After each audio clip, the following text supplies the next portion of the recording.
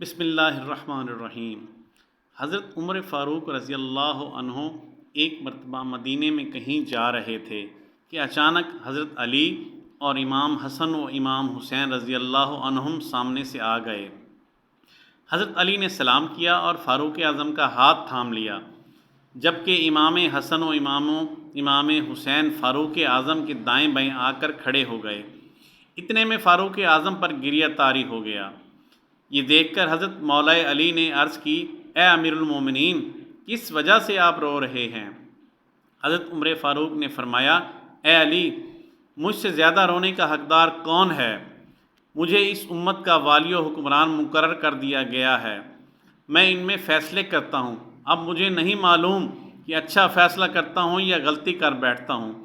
حضرت علی کرم اللہ وجہ الکریم نے کہا، خدا کی قسم، آپ عدل و انصاف سے کام لیتے ہیں۔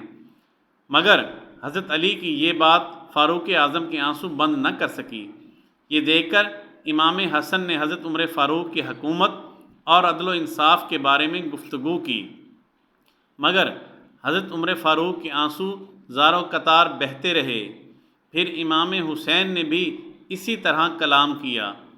ادھر حضرت امام حسین کا کلام ختم ہوا، ادھر فاروق اعظم کے آنسو تھم گئے۔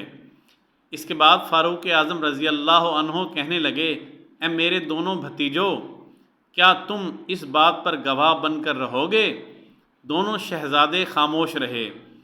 پھر اپنے والد محترم حضرت مولا علی کی جانب دیکھا تو حضرت علی نے فرمایا، تم دونوں اس بات پر گواہ بن جاؤ اور میں بھی تمہارے ساتھ اس بات پر گواہ ہوں۔ سبحان اللہ، سبحان اللہ۔